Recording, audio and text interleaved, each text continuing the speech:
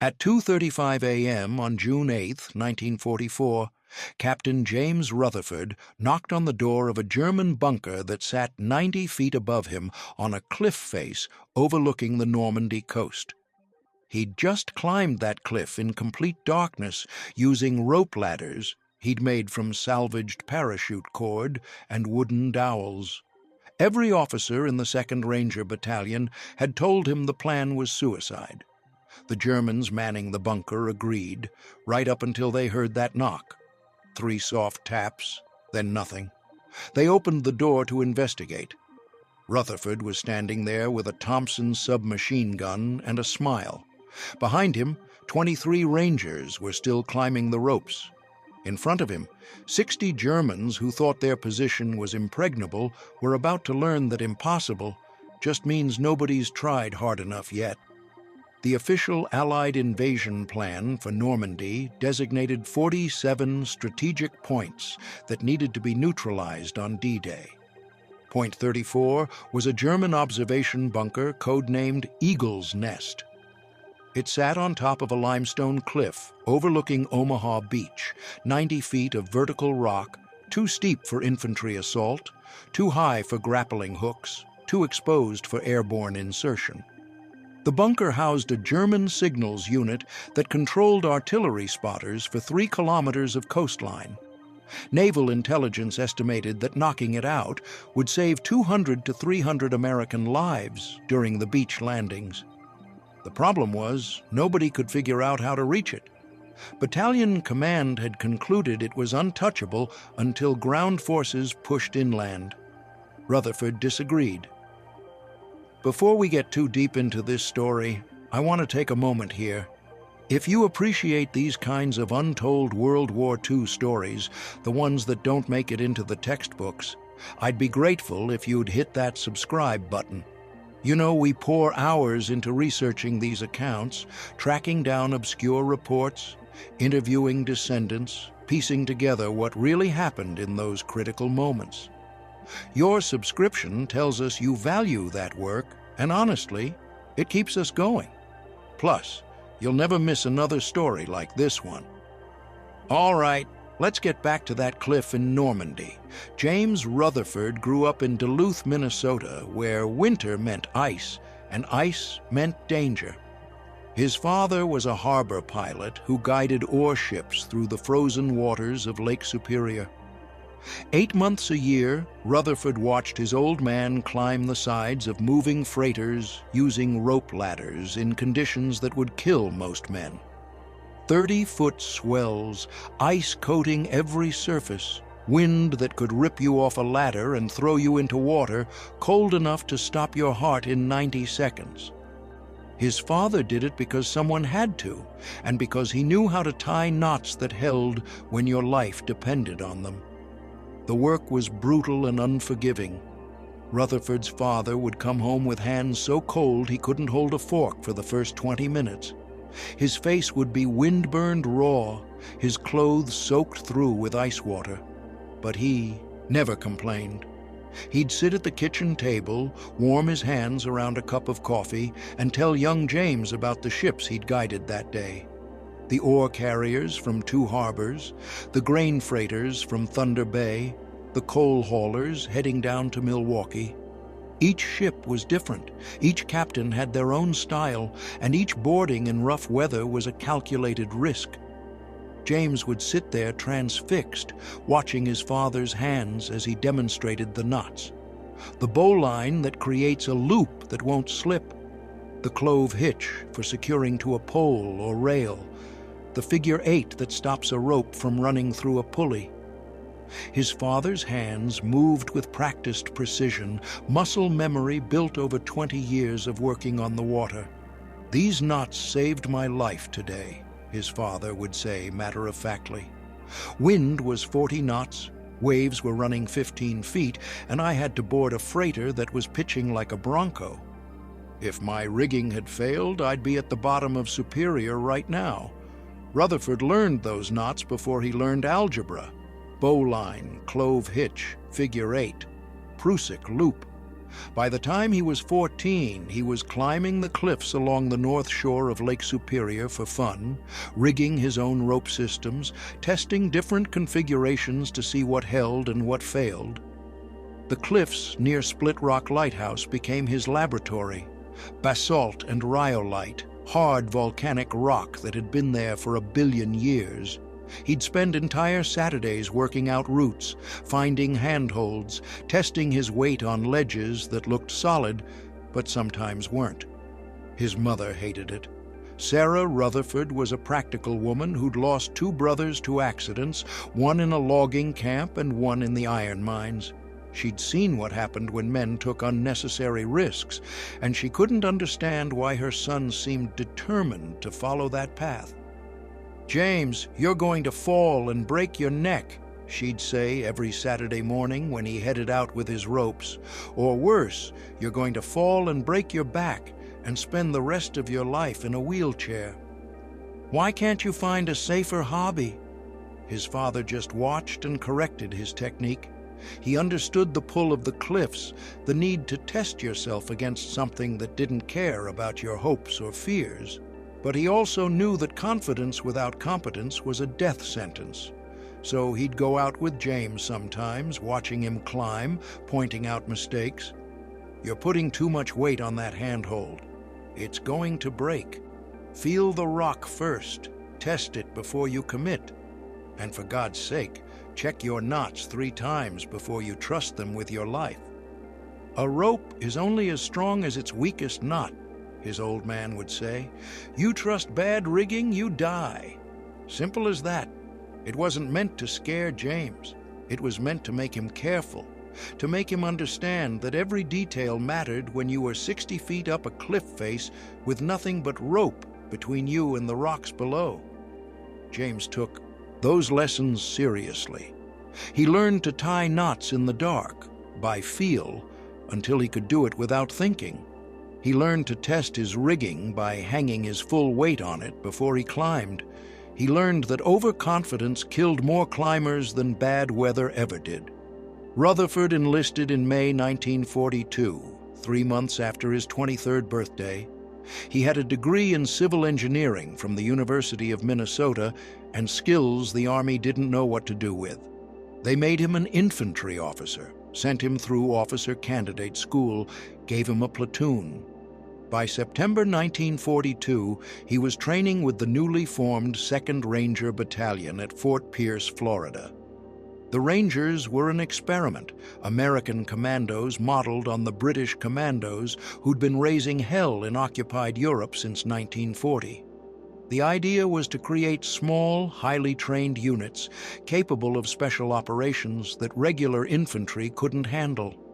Cliff assaults, beach raids, behind-the-lines sabotage. The concept had come from the top, from men like General George Marshall, who understood that unconventional warfare required unconventional soldiers. The training at Fort Pierce was designed to break men. 20-hour days, forced marches in the Florida heat carrying 80-pound packs, obstacle courses that seemed designed by sadists, amphibious landings in surf that could drown you if you weren't careful. The instructors, many of them British commando veterans, had one philosophy: if you can't handle this, you'll die in combat. Better to wash out here than get your whole team killed overseas. Rutherford fit in immediately. The training emphasized improvisation, endurance, and problem-solving under pressure. Exactly what he'd grown up doing on Lake Superior. While other officers struggled with the unconventional approach, trying to apply their academy training to situations that didn't fit the textbook, Rutherford thrived. He was the guy who looked at a 30-foot wall and saw 3 different ways to climb it. The guy who could rig a rope bridge across a river using materials from a supply dump. The guy other Rangers came to when they couldn't figure out how to accomplish something the manual said was impossible. His first squad respected him because he never asked them to do anything he couldn't do himself. When they had to wade through a swamp at 3 in the morning, Rutherford was in front, waist-deep in water, thick with snakes and alligators. When they had to climb a rope net in full gear, Rutherford went first, demonstrating technique, making sure the rigging was solid before his men trusted their weight to it. When they had to survive a week in the wilderness with minimal supplies, Rutherford ate the same snake meat and drank the same swamp water as everyone else. By May 1944, the 2nd Ranger Battalion was in England, training for the Normandy invasion. Everyone knew it was coming. The only questions were when and where.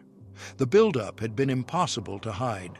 Southern England was packed with troops, equipment, ships, millions of men preparing for the largest amphibious invasion in human history.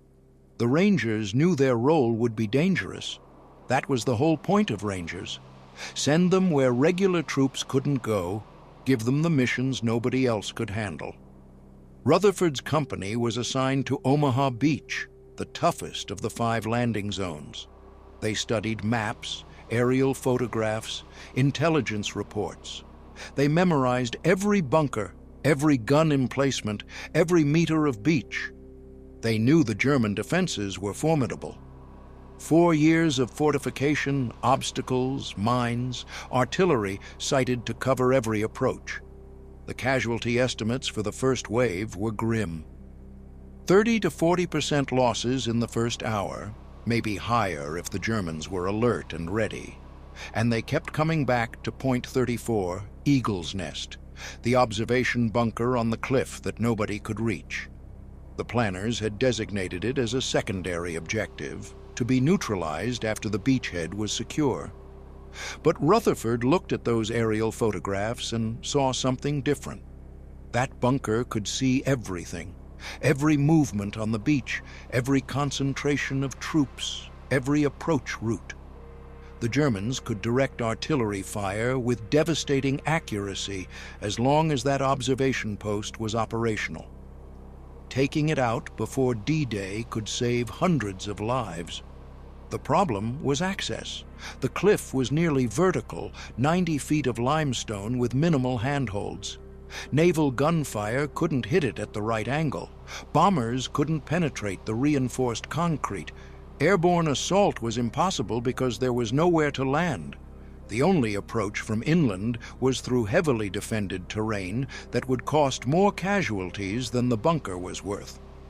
Allied planners had looked at every option and concluded it was untouchable until ground forces could push inland from the beach. The bunker itself was a masterpiece of defensive engineering. Built into the cliff face 90 feet above sea level, reinforced concrete walls 3 feet thick, slit windows facing the beach, a single steel door facing inland. The Germans had positioned it perfectly, too high for naval gunfire to hit at the proper angle, too deep for bombers to penetrate, too isolated for infantry to assault from the beach. The only approach was from inland, up a narrow path the Germans had mined and covered with machine gun nests. Allied planners had concluded it would take a full company and at least 50 casualties to capture, maybe more. The math was brutal but simple. A company attacking uphill against prepared positions would take casualties at every step. The mines would get some. The machine guns would get more. Even if they reached the bunker, breaching the steel door under fire would cost lives. The butcher's bill for Eagle's Nest was estimated at 50 to 70 men. High, but acceptable if it meant securing the beachhead faster. So the decision was made to bypass it initially and neutralize it later after the beachhead was secure.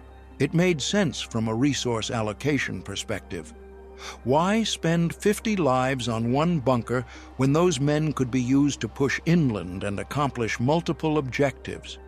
Better to contain it, suppress it with naval fire when possible, and deal with it when you had the manpower and time to do it properly. Rutherford studied the photographs for weeks. Something about the cliff bothered him. It wasn't smooth. There were ledges, cracks, variations in the rock face, places where pitons could be driven, where ropes could be secured. He'd seen worse on Lake Superior. The cliffs at Palisade Head were steeper. The rock face at Shovel Point had fewer handholds. This was just limestone, sedimentary rock, soft enough to drive pitons into, hard enough to hold them. And rock didn't shoot back. He started doing calculations. A 90-foot climb in optimal conditions with proper equipment would take an experienced climber about 20 minutes. Add darkness, combat gear, the need for absolute silence, and you were looking at maybe an hour, maybe 90 minutes. But it was doable. The question wasn't whether the cliff could be climbed. The question was whether it could be climbed by fully equipped soldiers in a tactical situation without alerting the defenders. On April 17, 1944, he requested a meeting with his battalion commander, Lieutenant Colonel Max Schneider. Schneider was a West Point man, tough, practical, willing to listen to unconventional ideas if they made sense. He'd commanded Rangers since Fort Pierce, and he'd learned that sometimes the craziest ideas turned out to be the best ones if you had the right men executing them. But he also had to balance innovation against risk. Getting Rangers killed on a wild idea was not acceptable. "Sir," Rutherford said, "I think we can take Eagle's Nest before D-Day."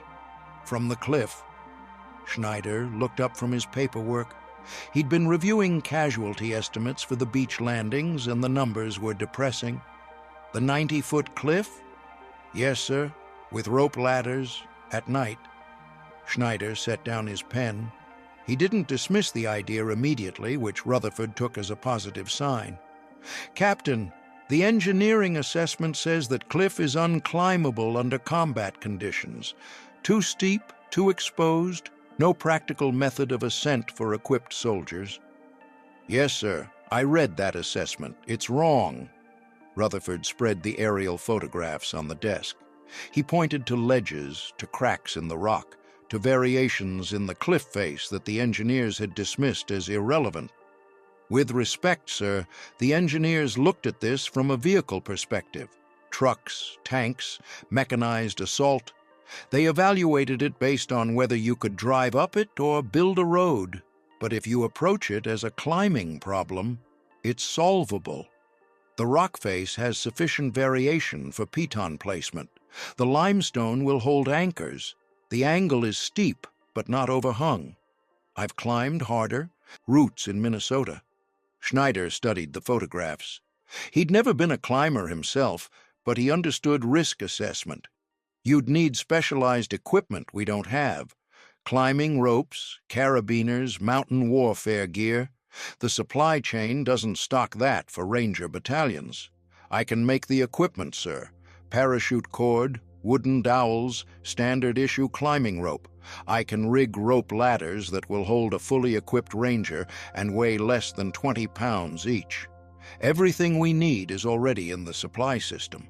Schneider leaned back in his chair. The idea was insane. Sending men up a 90-foot cliff in the dark to assault a fortified bunker was the definition of a suicide mission. Every tactical training manual said vertical assaults were among the most dangerous operations you could attempt. The climbing was hard enough. Add the possibility of German sentries spotting you halfway up, and you had a recipe for disaster.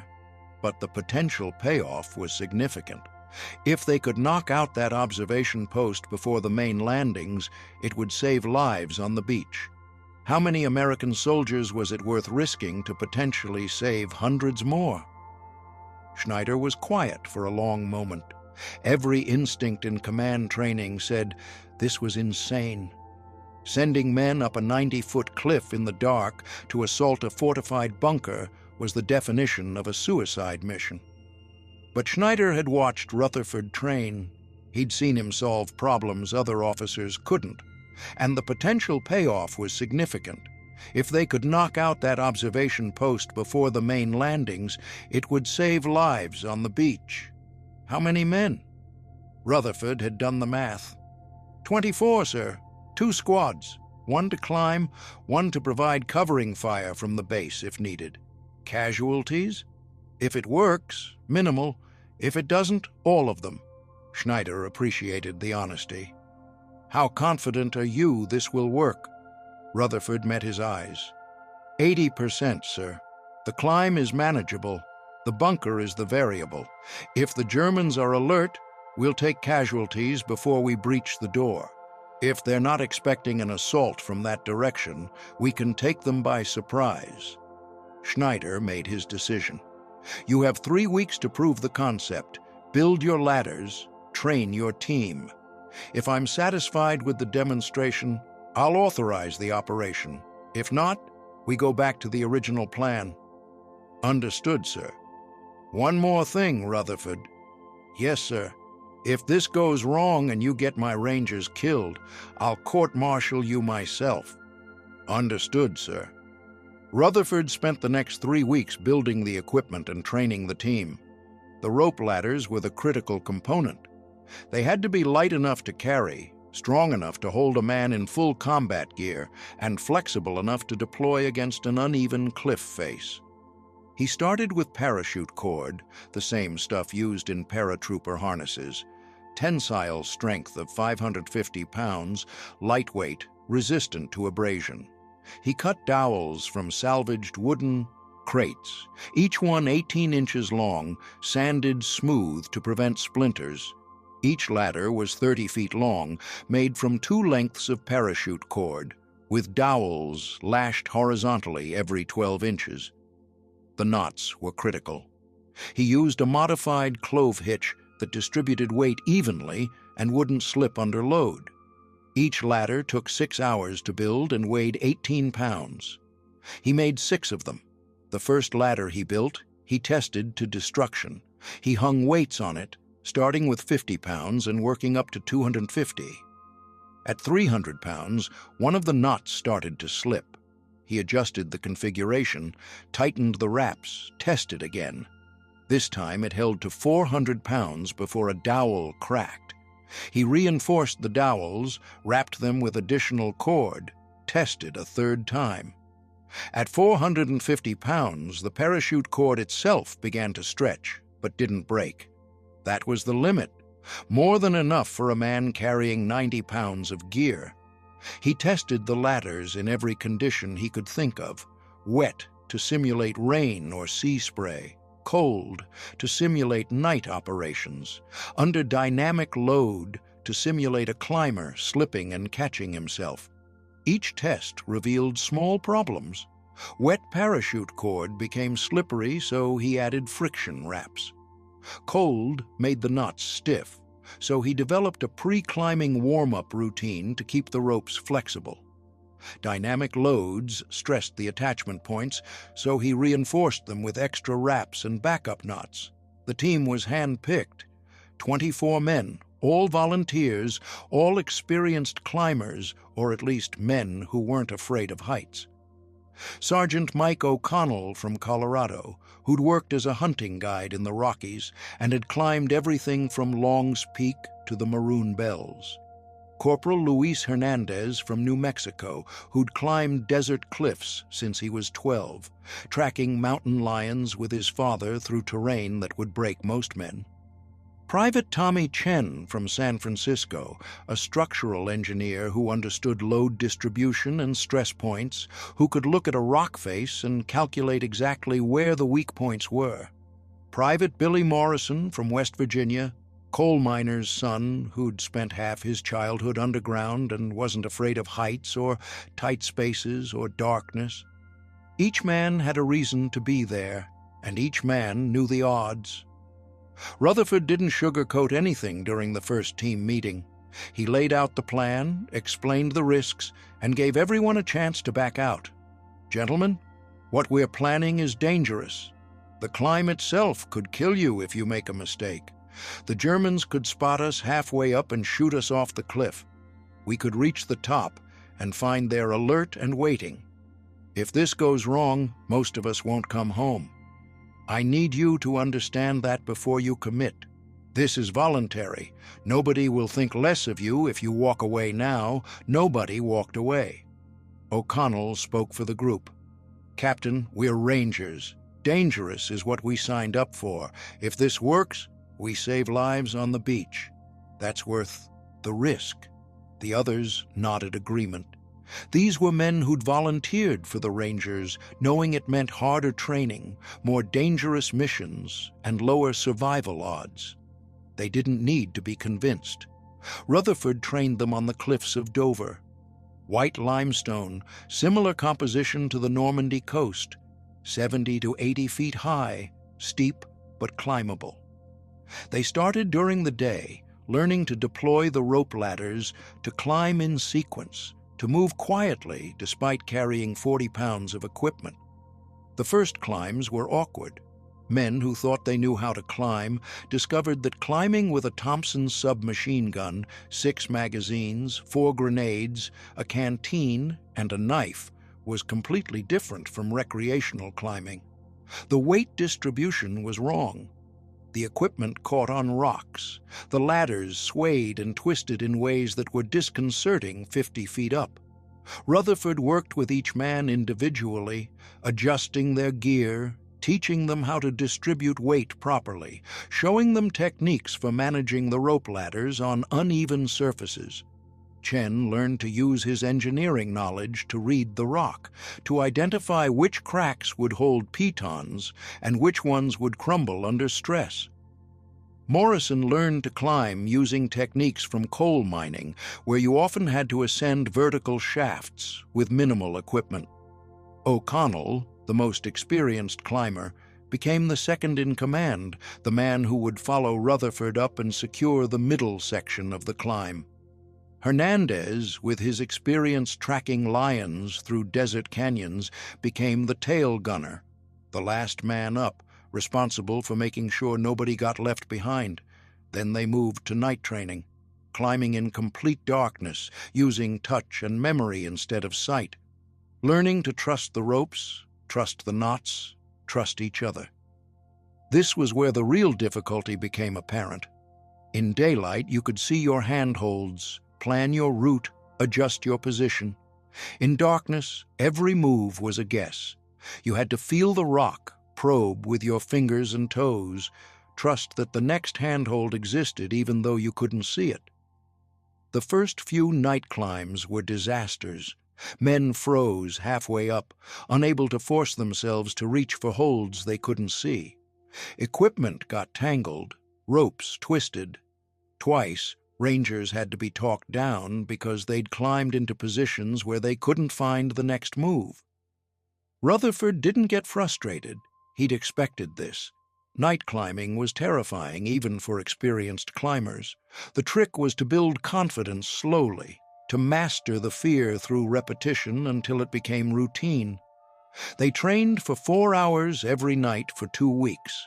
Same cliff, same route, over and over, until every man could do it without thinking. They learned to communicate through touch and whispered words. A hand on your ankle meant the man below you was in position. 2 taps on your boot meant move up. 3 taps meant stop and wait. They learned to judge distance by feel, to know when they'd climbed 30 feet and needed to deploy the next ladder. They learned to manage their fear, to keep moving even when every instinct said to freeze and cling to the rock. By the end of the second week, they could complete the climb in 35 minutes. By the end of the third week, they were doing it in 28 minutes. Rutherford pushed them to go faster, to shave off every unnecessary second, because speed meant less time exposed on the cliff face, where German sentries could spot them. The demonstration for Lieutenant Colonel Schneider happened on May 12, 1944. Dover Cliffs, 2 a.m., moonless night. Rutherford's team assembled at the base of an 80-foot section of cliff. Schneider watched from the top with a stopwatch and a pair of night vision binoculars borrowed from a British commando unit. He wanted to see what the Germans would see, which was hopefully nothing. No lights, no signals, just Rangers and ropes and darkness. Rutherford went first. He carried the lead ladder coiled across his back, a Thompson submachine gun, 6 magazines, 4 grenades, a canteen, and a knife. 92 pounds total. He'd weighed everything that morning. In combat, you needed to know exactly how much load you were carrying because every pound mattered when you were hanging from a cliff by your fingertips. He found the first handhold by feel, started climbing. The rock was cold and slightly damp from sea mist. His fingers found a horizontal crack, tested it, committed his weight. Solid. Next move. Foothold on a small ledge. Weight transfer. Right hand up to a vertical crack. Jam your fingers in, pull. The rope ladder was secured to a piton he'd driven into a crack 10 feet up during the daylight reconnaissance. He reached it in 40 seconds, deployed the ladder, and kept climbing. Behind him, O'Connell started up the ladder. Behind O'Connell, Hernandez, a human chain ascending in silence. The only sounds were quiet breathing, the soft scrape of boots on rock, the occasional creak of rope under tension. Up top, Schneider watched through the night vision binoculars. He could barely see them, dark shapes against dark rock, moving like ghosts. If he hadn't known exactly where to look, he would have missed them entirely. That was good. If he couldn't see them with binoculars from 80 feet away, the Germans wouldn't see them from the bunker. Rutherford reached a ledge at 30 feet, drove another piton, deployed the second ladder. The piton went in smoothly, the limestone accepting it with a soft thud. He tested it with his full weight before trusting it with the ladder. It held, kept moving. His hands were starting to cramp now. The Thompson was heavier than it had been at ground level. Physics in action, same weight, but your muscles got tired holding it while climbing, making it feel heavier with every foot of elevation gained. At 60 feet, he paused. His hands were cramping. The Thompson was heavier than it had been at ground level. He could hear the men below him, quiet breathing, the creak of rope under tension. 23 Rangers on that cliff with him, trusting his rigging, trusting his plan, trusting that he knew what he was doing. The weight of that responsibility was heavier than any equipment he carried. He found a crack in the rock, jammed his fingers in, pulled himself up. 70 feet. The top was 10 feet above him now, a dark line against the slightly less dark sky. He could hear Schneider up there, waiting. Could he hear Schneider breathing? No, that was impossible. His mind was playing tricks in the darkness. Focus on the climb. Focus on the next handhold. 80 feet. One more ladder. He deployed it, tested the tension, climbed. The parachute cord hummed under his weight. Below him, the human chain continued ascending. Chen was at 50 feet now, Morrison at 40, Hernandez at 30. The spacing was perfect, exactly as they'd practiced. If one man fell, he wouldn't take the others with him. That was the theory anyway. Rutherford tried not to think about that possibility. His hand reached over the edge at 2:14 a.m., 14 minutes from base to summit. He pulled himself up, rolled onto flat ground, and stood. Schneider was there with his stopwatch. 14 minutes, 17 seconds. Not bad. 23 Rangers followed. The last man reached the top at 2:31 a.m. 31 minutes total. No injuries, no mistakes, no noise beyond what couldn't be avoided. Schneider looked at the exhausted team, then at Rutherford. They were breathing hard but not gasping, tired but not spent, ready to fight if this had been combat. "It's approved," Schneider said. "You deploy on June 7th. Make sure it works as well in Normandy as it did here." "Yes, sir." Schneider paused, then added, "And Rutherford? If you get my Rangers killed on that cliff, I will personally haunt you for the rest of your life." "Understood, sir." You know, I need to pause here for a second. We're about halfway through this story, and if you're enjoying it, if you're thinking, "Man, I wish I'd learned this stuff in school," do me a favor and hit that like button. It helps more people discover these stories. And hey, if you haven't subscribed yet, now's a good time. We've got dozens more stories like this one, real accounts of ordinary men doing extraordinary things. Your support means everything. All right, back to Normandy. The 2nd Ranger Battalion shipped out from Southampton on June 5, 1944. Rutherford's team was aboard LCI 487, a landing craft infantry that would deposit them on a section of beach 400 yards west of the primary Omaha Beach landings. The crossing was rough. The English Channel in early June was cold and choppy, with swells running 4 to 6 feet. Half the Rangers were seasick before they cleared British waters. Rutherford spent the crossing checking and rechecking equipment, going over the plan one more time with his team leaders. The plan was straightforward in concept, terrifying in execution. Land at 11:00 p.m. on June 7th, 24 hours after the main D-Day landings. By then, the beach would theoretically be secure, but the Germans would still control the high ground. Move 600 yards inland under cover of darkness to the base of the cliff. Climb 90 feet in complete silence. Breach the bunker. Neutralize the German signals unit. Hold the position until relieved by advancing infantry. Simple, except for the mines, the patrols, the possibility of German reinforcements, the 90-foot climb, and the fortified bunker full of soldiers who would shoot them on sight. But Rangers didn't dwell on the negatives. They focused on the mission, on the training, on the fact that they'd prepared for exactly this situation. Rutherford sat in the landing craft and went over the plan for the 100th time. The rope ladders were packed in waterproof bags. The pitons and climbing gear were distributed among the team. Each man carried a Thompson or an M1 Garand, grenades, ammunition, rations for 24 hours. They'd rehearsed the sequence so many times they could do it in their sleep. Rutherford just hoped it would be enough.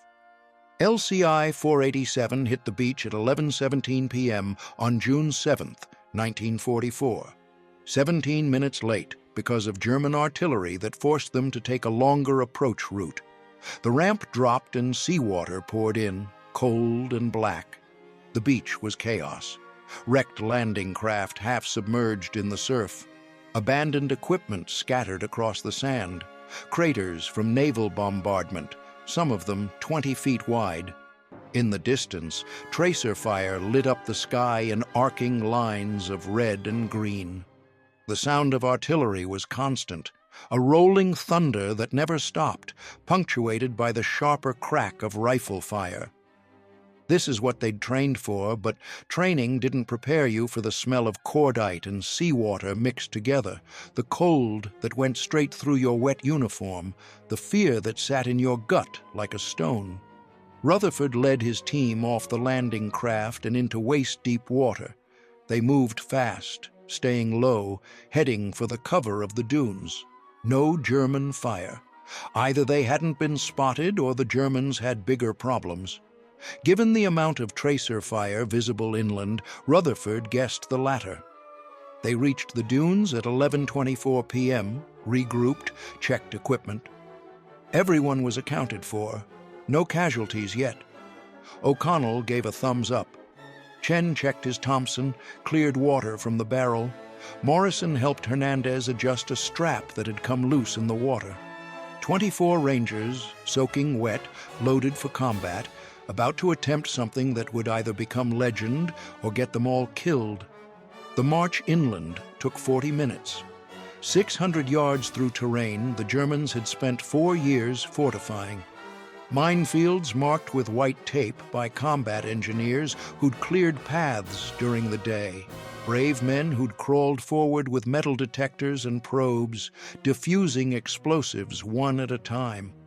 Foxholes that might be empty or might contain enemy soldiers who'd decided to hunker down and hide rather than fight. Every shadow was a potential threat. Every sound made them freeze and listen. Rutherford navigated by compass and memory, matching the landscape to the maps he'd memorized during weeks of study.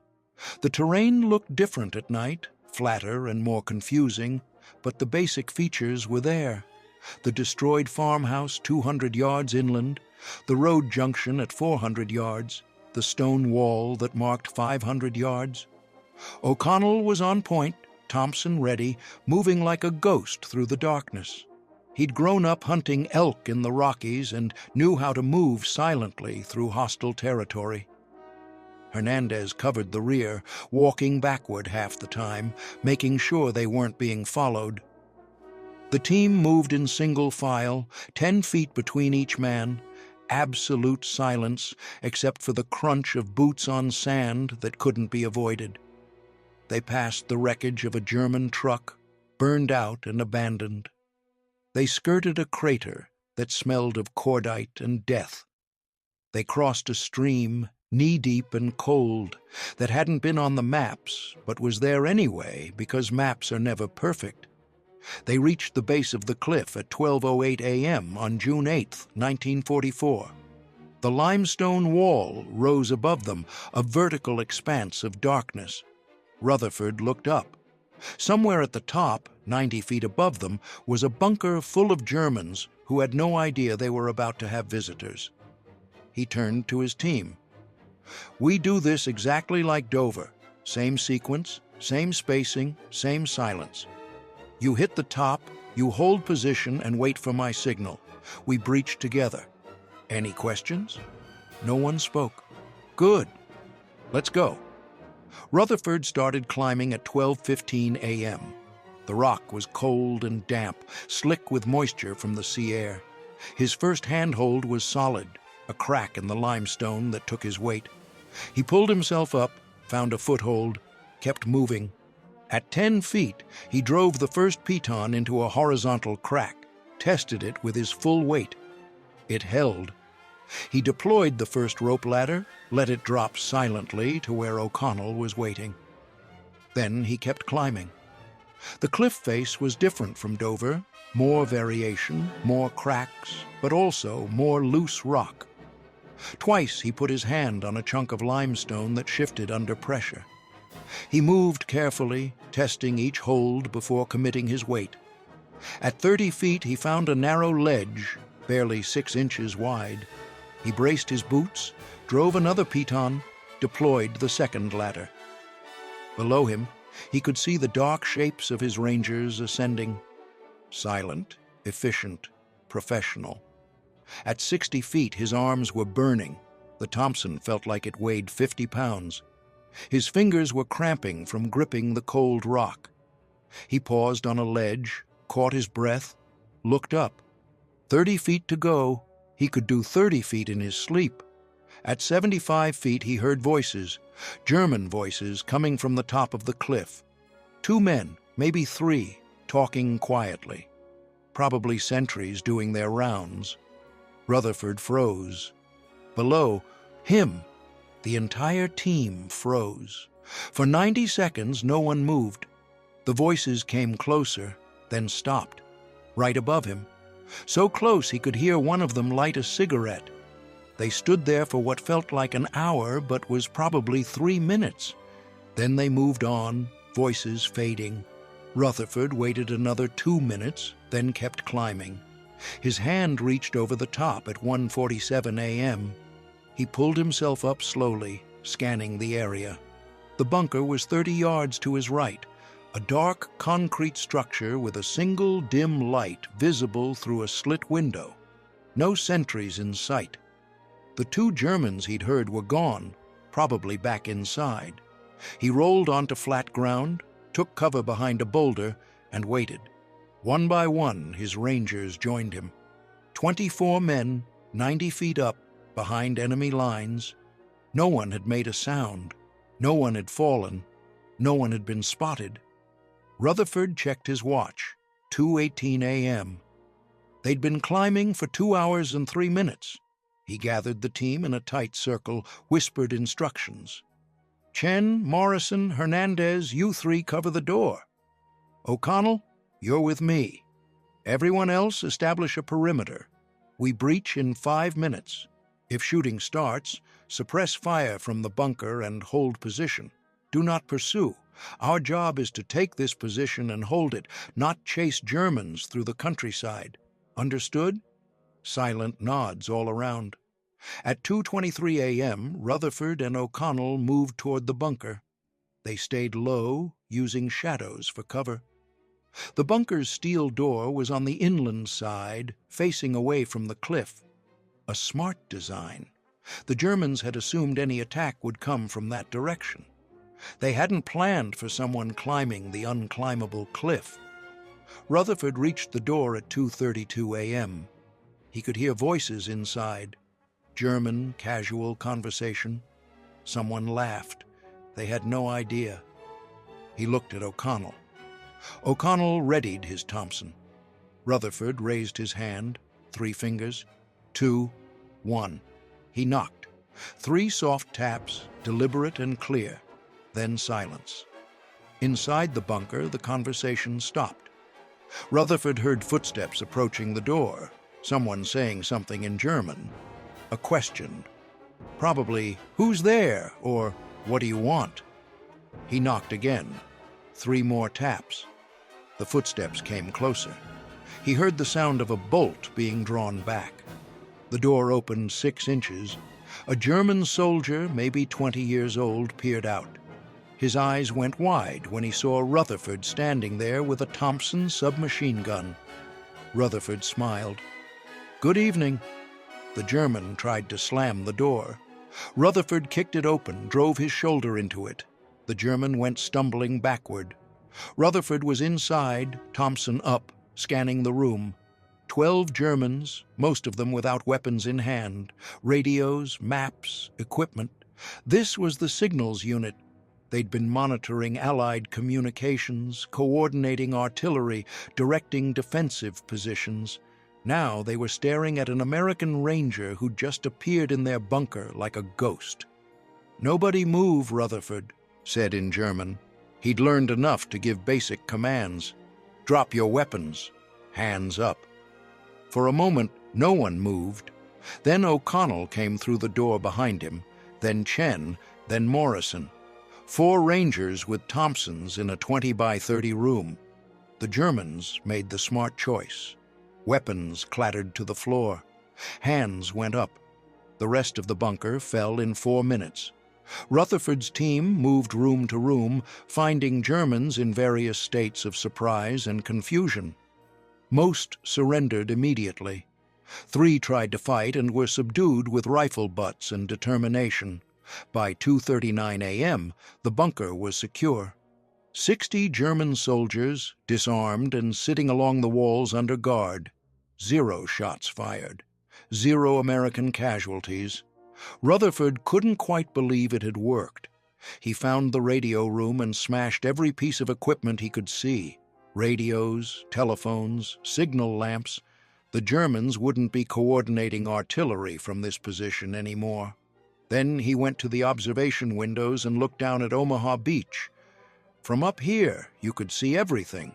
The entire coastline, the Allied positions, the approach routes. The Germans had been using this bunker to direct fire on American troops for the past 24 hours. Not anymore. O'Connell found him at the window. "Sir, perimeter's secure. Prisoners are contained. No German reinforcements visible. Casualties?" "None, sir. We're all good." Rutherford shook his head.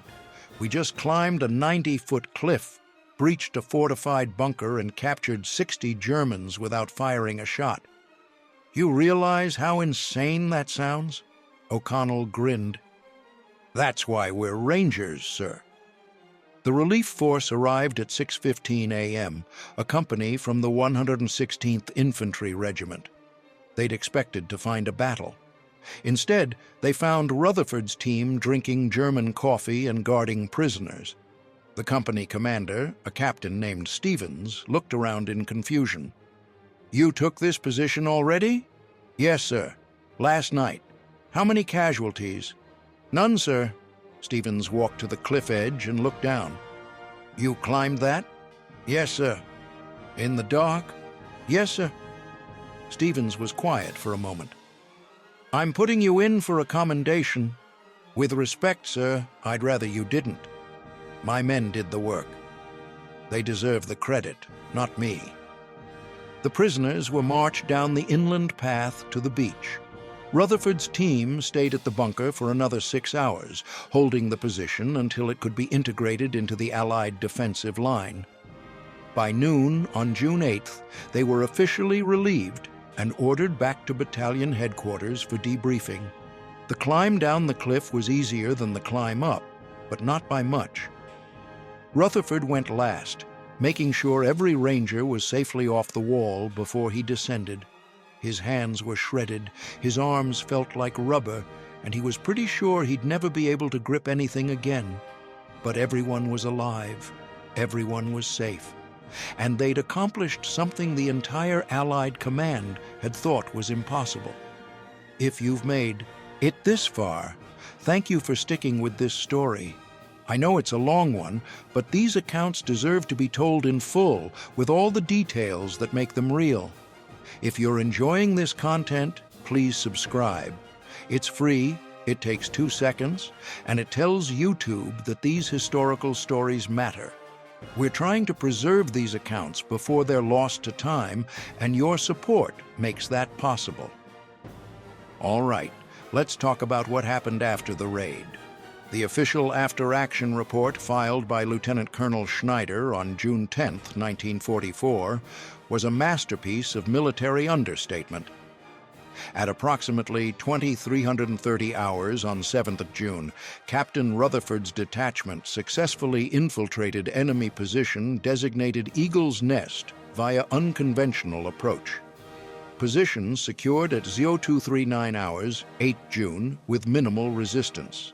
60 enemy personnel captured. No friendly casualties. Recommend tactical approach for future consideration. What the report didn't say was that Rutherford's raid had fundamentally changed how Allied commanders thought about impossible objectives. Within a week, 3 other Ranger units were training on rope ladder assaults. Within a month, British commandos had adopted similar techniques for operations in Norway. The concept spread because it worked, and it worked because Rutherford had refused to accept that something was impossible just because everyone said it was. The Rangers themselves saw it differently. To them, the raid wasn't about proving a concept or changing doctrine. It was about getting a job done with the tools they had. Nobody in Rutherford's team thought they'd done anything extraordinary. They'd climbed a cliff, captured some Germans, and gone back to war. O'Connell put it best in a letter to his family in July 1944. "We did what we were trained to do. The captain had a plan, we executed it, and it worked. That's the whole story." But the story was bigger than O'Connell realized. The German signals unit in Eagle's Nest had been coordinating artillery fire for a 3-kilometer section of Omaha Beach. Intelligence estimates suggested that their spotting reports had directed at least 40 separate artillery strikes in the 24 hours before Rutherford's raid. Each strike had the potential to kill or wound dozens of American soldiers. By neutralizing that observation post when they did, Rutherford's team likely saved between 150 and 200 lives during the critical first days of the Normandy campaign. Those numbers don't appear in any official records. The Army didn't track lives saved, only lives lost. But the men who survived because German artillery suddenly became less accurate knew something had changed. They didn't know about Rutherford or the rope ladders or the midnight knock on the bunker door. They just knew that on June 8th, the shelling got lighter and more random, and that meant more of them made it through the day. Rutherford's team stayed in Normandy through the end of June, participating in operations around St. Lo and Carentan. The 2nd Ranger Battalion was pulled back to England in July for rest and refit. By then, the rope ladder raid had become something of a legend within Ranger circles. New recruits heard about it during training. Officers studied it as an example of creative problem-solving. The method was incorporated into Ranger doctrine, though it remained a specialized technique that required specific skills and circumstances. On August 15, 1944, Rutherford was promoted to major, and given command of a ranger company. He led them through operations in Holland and Germany, always with the same philosophy. There's no such thing as impossible, only problems you haven't solved yet. His men respected him because he never asked them to do anything he wouldn't do himself. He climbed first, fought first, took the same risks. That kind of leadership builds loyalty that lasts a lifetime. The war in Europe ended on May 8, 1945. Rutherford was in Germany when the news came, celebrating with his Rangers in a commandeered beer hall. They'd survived. Not all of them, but enough. O'Connell was there. Chen, Morrison, Hernandez, the core team from the cliff raid. They raised glasses to the men who hadn't made it, to the battles fought, to the long road home. Rutherford was discharged in November 1945 with the rank of Major, a Silver Star for the Eagle's Nest raid despite his objections, and a Combat Infantry badge. He went back to Duluth, Minnesota, back to Lake Superior and the cliffs he'd climbed as a kid. The Army offered him a permanent commission. He turned it down. He'd done what he needed to do. Now he wanted to build bridges instead of blowing them up. He took a job with the Minnesota Department of Transportation as a structural engineer, spent the next 35 years designing and building bridges across the state. Some of them are still in use today, carrying thousands of cars across rivers and valleys. Rutherford never talked much about the war. When asked, he'd say he did his part and came home.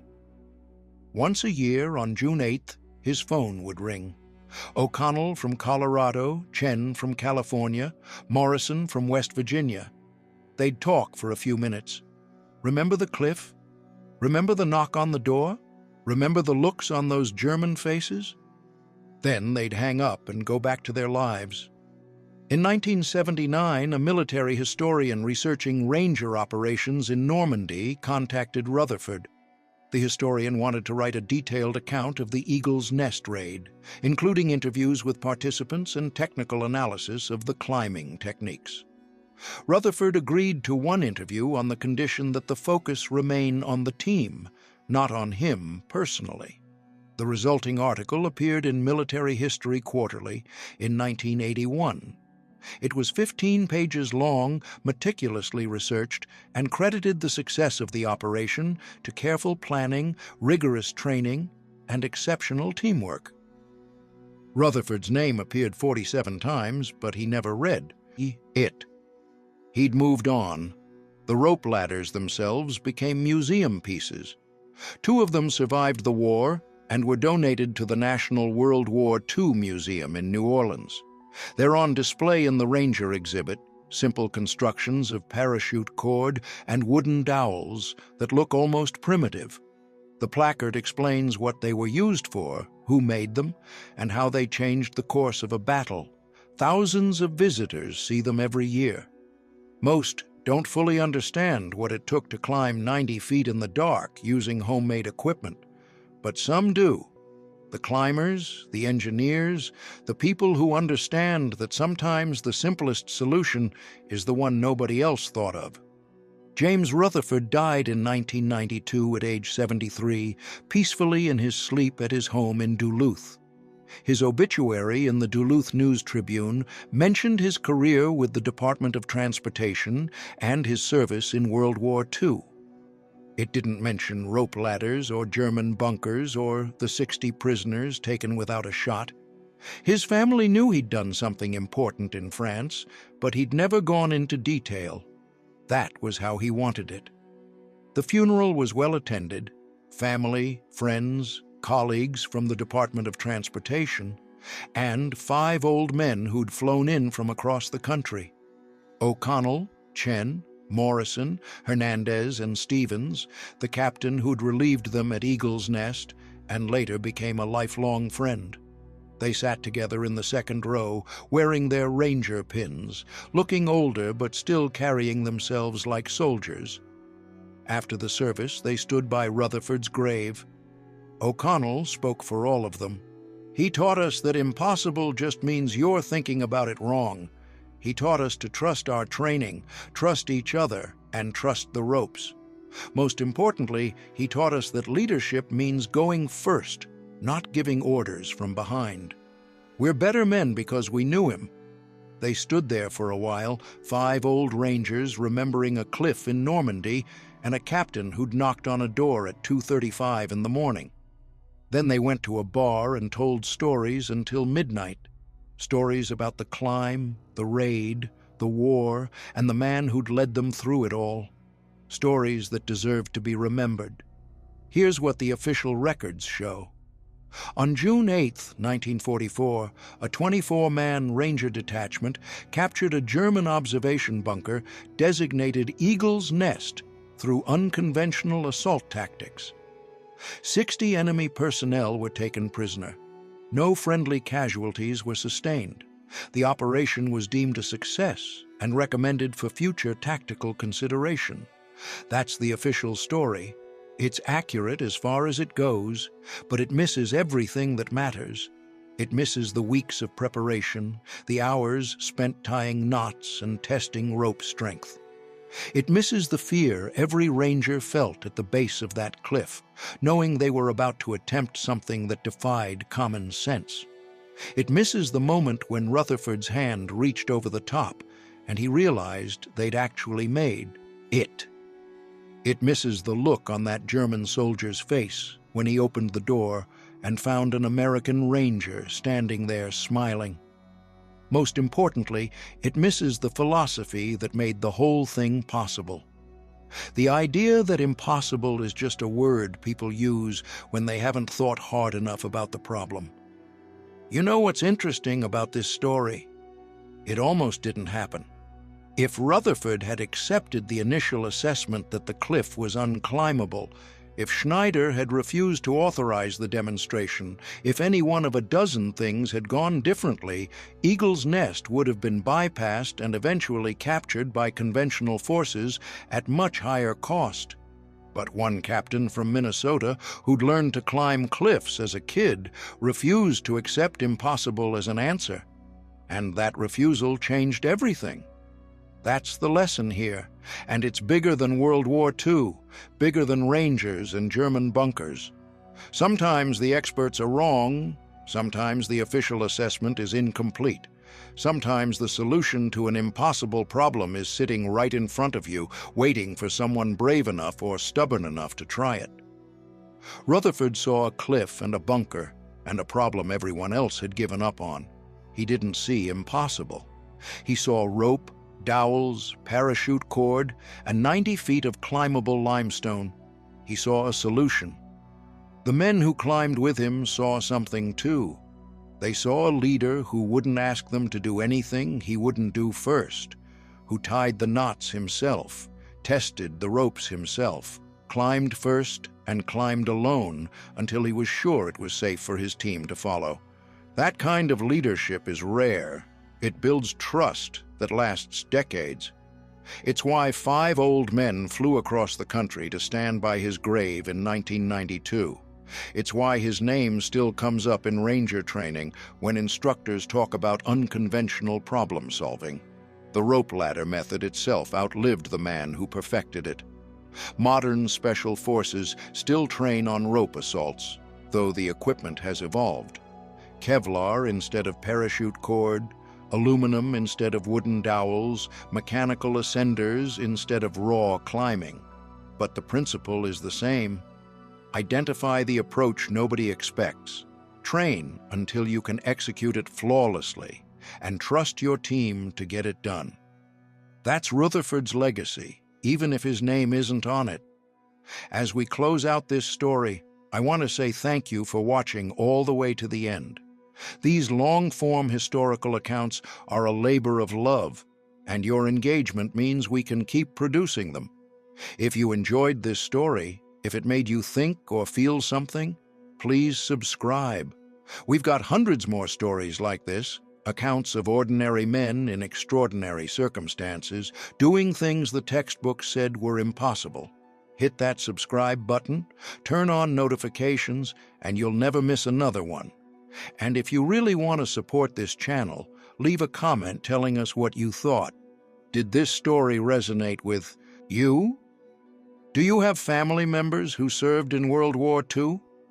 We read every comment, and your feedback shapes what stories we tell next. There's something profoundly American about Rutherford's story, the idea that rules and regulations and official assessments are guidelines, not limits. That if you're smart enough and determined enough and willing to take a risk, you can solve problems everyone else has given up on. That's the spirit that built this country, that won World War II, that put men on the moon. It's the spirit of every kid who ever looked at something difficult and thought, I bet I can do that. Rutherford was that kid, just with more responsibility and higher stakes. The 60 German soldiers captured that night probably told their own version of this story, about the night they were sitting in what they thought was an impregnable bunker when someone knocked on the door, about opening it and finding American soldiers who'd somehow climbed a cliff in the dark, about the surreal moment when they realized they were surrounded and outgunned without a shot being fired. I wonder if any of them, in the decades after the war, ever told that story to their grandchildren, about the night the impossible happened and the Americans appeared out of nowhere like ghosts. What makes this story particularly powerful is what it says about perception versus reality. The Germans thought their bunker was safe because the approach seemed impossible. The Allied command thought it was untouchable for the same reason. Everyone looked at that 90-foot cliff and saw an insurmountable obstacle. Rutherford looked at it and saw a Wednesday morning climb in Minnesota. That difference in perception changed the outcome of a battle and saved hundreds of lives. It's worth noting that Rutherford didn't invent rope climbing or assault tactics. He just applied existing skills to a new problem in a way nobody else had considered. That's innovation in its purest form. Not creating something from nothing, but taking what you know and using it where others don't expect it. The rope ladder technique had been around for centuries. Harbor pilots like Rutherford's father had used them for decades. Rutherford just asked, "What if we used this here?" That one question changed everything. The men who served with Rutherford carried lessons from that raid for the rest of their lives. O'Connell became a park ranger in Colorado, teaching climbing safety to a generation of outdoor enthusiasts. He always said the most important lesson wasn't about ropes or knots. It was about trusting your preparation.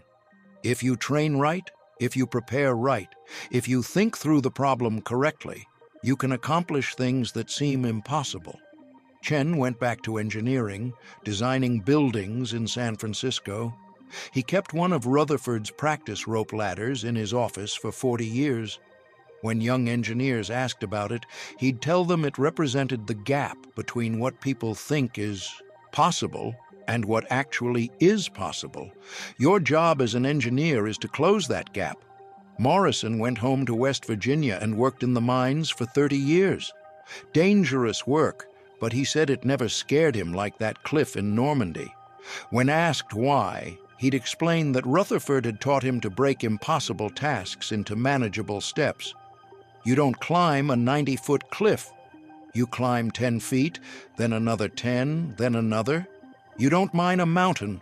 You remove 1 ton of coal, then another, then another. Big problems are just collections of small problems. Solve them one at a time. Hernandez became a teacher in Albuquerque, teaching high school mathematics. He kept a photograph of Rutherford's team on his desk. When students complained that a problem was too hard or impossible, he'd point to the photo and tell them about the cliff. 24 men, 90 feet, complete darkness, and homemade equipment. If they could do that, you can solve a calculus problem. The students didn't always appreciate the comparison, but they remembered it. Years later, Hernandez would run into former students who'd say that story had stuck with them, that it had helped them push through difficult situations.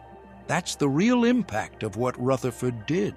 Not just the tactical success of the raid, not just the lives saved on Omaha Beach, but the ripple effects, the lessons learned by men who served with him and carried those lessons into civilian life, the children and grandchildren who heard the story and internalized the message that impossible is negotiable. The Rangers who came after and knew that their predecessors had done something extraordinary with nothing but rope and determination. In the end, Rutherford's legacy isn't about ropes or cliffs or captured bunkers. It's about perspective, about looking at problems from angles others haven't considered, about refusing to accept limitations that exist only because nobody's challenged them yet, about leadership that says, "Follow me, not go there," about the quiet competence of men who do exceptional things and then go back to their regular lives without needing parades or recognition. The world is full of people who will tell you what can't be done, what the regulations don't allow, what the experts have determined is impossible, what has never been tried before and therefore shouldn't be tried now. Rutherford heard all of that, nodded politely, and then built rope ladders anyway. He climbed the unclimbable cliff because nobody had explained to the cliff that it was supposed to be unclimbable.